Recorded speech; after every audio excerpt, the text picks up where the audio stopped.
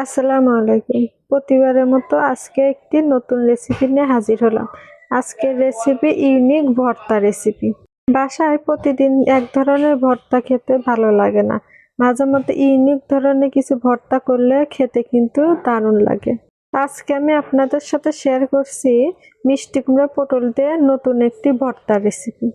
যারা মিষ্টি কুমড়ার পটল পছন্দ করে না তারা যদি এই রেসিপিটা একবার বাসায় ট্রাই করে দেখেন, বিশ্বাস করুন তারাও এই ভর্তার লাভার হয়ে যাবে। তো চলুন দেখিয়ে দিচ্ছি কিভাবে আমি এই ভর্তার রেসিপিটি করেছি। এর জন্য চুলাতে প্যান বসিয়ে এখানে আমি সরিষার তেল নিয়েছি।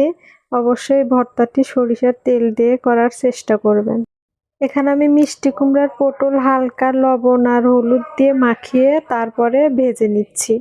তার সাথে দিয়েছি কিছু রসুন আর চুলার তাপ মিডিয়াম রেখে এগুলো আমি ভেজে নিচ্ছি।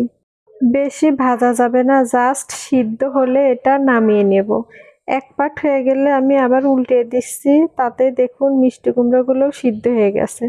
বেশি সিদ্ধ করলে ভর্তাটা খেতে ভালো লাগবে না। তো দেখুন, আপনারা দেখলেই বুঝতে পারছেন পটল আর মিষ্টি কুমড়া সবই সিদ্ধ হয়ে গেছে। আমি একটা আপনাদের দেখিয়ে দিচ্ছি, দেখুন অল্প সময়ে কি সুন্দর সিদ্ধ হয়ে গেছে। এখন এগুলো একটি প্লেটে উঠিয়ে নিব।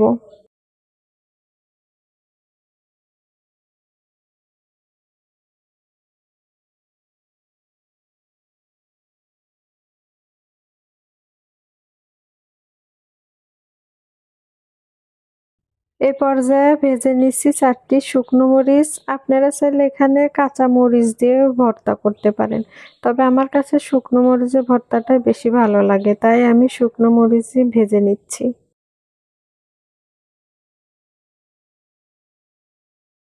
মরিচগুলো উঠিয়ে নেওয়ার পরে এখন দিয়ে দিচ্ছি পেঁয়াজ কুচি। এখানে আমি বড় সাইজের 3টা পেঁয়াজ কুচি করে নিয়েছি। এগুলো এখন ভেজে নিব। পেঁয়াজগুলো ভাজতে ভাজতে যখন বাদামি কালার হয়ে যাবে সে পর্যায়ে আমি পেঁয়াজগুলো উঠিয়ে নেব।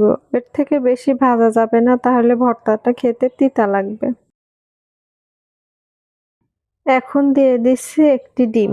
এই ভর্তায় অবশ্যই ডিম দেওয়ার চেষ্টা করবেন, কারণ এই ভর্তার সাথে ডিম দিলে ভর্তার টেস্টটা আরো বেশি হবে।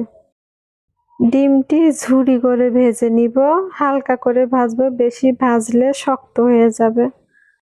এইভাবে ভেজে নিব। ভাজা হয়ে গেছে। এখন সবগুলো ঠান্ডা হয়ে গেলে ভর্তা করে নিচ্ছি আমি। এখানে কিছু কাঁচা পেঁয়াজও দিছি, আপনারা চাইলে এটা বাদ দিতে পারেন।